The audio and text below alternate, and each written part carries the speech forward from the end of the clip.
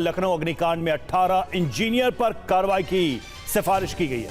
अवैध निर्माण के लिए दोषी अफसरों पर कार्रवाई की सिफारिश की गई है। एलडीए उपाध्यक्ष प्रथमेश कुमार ने शासन को भेजी है रिपोर्ट। 5 जोनल ऑफिसर समेत 18 इंजीनियर्स के नाम भेजे।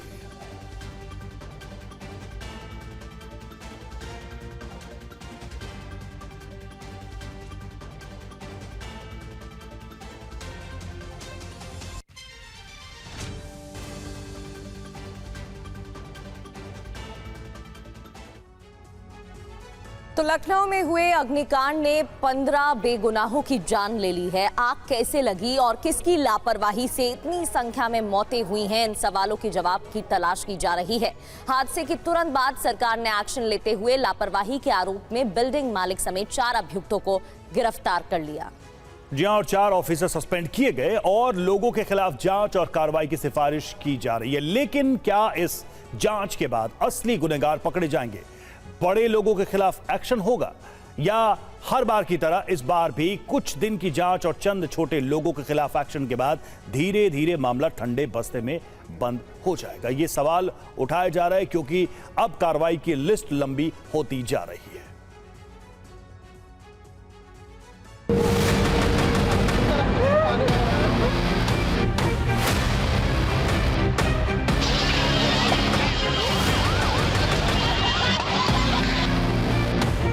जांच में जुटी हैं सुरक्षा एजेंसियां। एसआईटी जांच कर रही है। एफएसएल की टीम जांच कर रही है। हादसे वाली जगह से सबूत तलाश कर रही है। क्या इस जांच के बाद असली गुनहगारों को सजा मिलेगी? हादसे के बाद मौके पर पहुंचे सीएम, डिप्टी सीएम, रक्षा मंत्री सभी ने आश्वासन दिया है कि दोषियों के खिलाफ सख्त एक्शन होगा। लेकिन हर बार की तरह सवाल वही है, क्या बड़े लोगों के खिलाफ एक्शन होगा? भ्रष्टाचार के बड़े आरोप हैं, पूरा सिस्टम सवालों के घेरे में है। तो क्या ऐसे में यूपी की राजधानी में हुए इस भीषण अग्निकांड के असली दोषियों को सजा मिलेगी? क्या लाछागृह बनी इस बिल्डिंग के निर्माण और उसमें मानकों के अनुपालन की अनदेखी करने वाले बड़े अफसर दंडित किए जाएंगे? लखनऊ अग्निकांड को लेकर सीएम योगी की बैठकों का दौर जारी है। उन्होंने इस हादसे के बाद हर जिले में फायर सेफ्टी ऑडिट अभियान चलाने के निर्देश दिए हैं। प्रदेश में कोचिंग होटलों में पुलिस छापेमारी कर रही है और फायर सेफ्टी के पर्याप्त इंतजाम नहीं होने के कारण कई कोचिंग और होटल सील कर दिए गए हैं। इस बीच एलडीए उपाध्यक्ष प्रथमेश कुमार ने 5 जोनल अफसरों समेत 18 इंजीनियरों के नाम शासन को भेजे हैं और अवैध निर्माण का दोषी बताते हुए कार्रवाई की सिफारिश की है। इस अग्निकांड मामले में सस्पेंड एफएसएसओ कमलेंद्र सिंह ने सीएम योगी को लिखी चिट्ठी और अपने ऊपर अन्यायपूर्ण कार्रवाई की बात कही।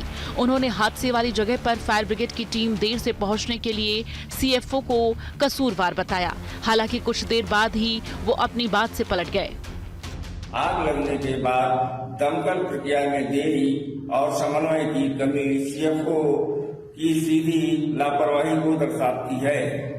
ये निवेदन है कि छोटे अधिकारियों जैसे मेरे विरुद्ध की गई कार्रवाई पर पुनर्विचार किया जाए।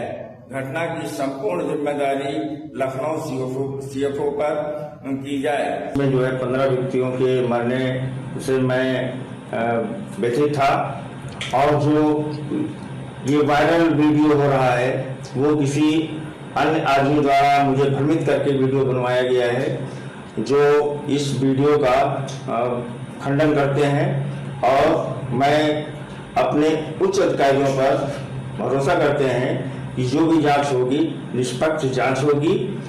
समाजवादी पार्टी के अध्यक्ष अखिलेश यादव भी केजीएमओ अस्पताल पहुंचे और अग्निकांड में घायल पीड़ितों से मिले।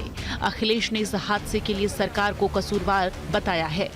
भ्रष्टाचार सब मानकों से ऊपर है और जब भ्रष्टाचार से सरकार बनेगी तो भ्रष्टाचार करेंगे। इस सरकार में चरम सीमा पर भ्रष्टाचार है। नक्शे जो पास हो रहे हैं, जो एनओसी मिल रही है, अगर जांच करेंगे तो आप बड़े पैमाने पर भारतीय जनता पार्टी के लोगों को दोषी पाएंगे। आप सरकार के लिए आसान तरीका यही है, बचने का तरीका ये कि एसआईटी का गठन कर दो। एसआईटी का गठन इसलिए कर रहे हैं कि जिससे बचा जा सके। सीसीटीवी ने इनकी पूरी पोल खोल दी, चाहे चंदा को लेकर के चोरी की हो और चाहे चढ़ावा को लेकर के चोरी की हो, पूरी की पूरी सीसीटीवी फुटेज में वो चीजें मौजूद हैं। अखिलेश के आरोपों का डिप्टी सीएम ब्रजेश पाठक ने जवाब दिया और मौतों पर राजनीति न करने की नसीहत दी।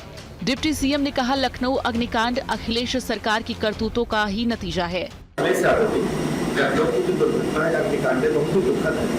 15 लोगों की जाने के लिए और आप राजनीति कर रहे हैं, ये आप जानते हैं, ये आपके सरकार का ही भ्रष्टाचार का नमूना था। बिल्डिंग उम्मीद की जानी चाहिए जांच की आंच इस हादसे के असली गुनहगारों तक जांच पहुंचेगी और उन्हें सजा मिलेगी।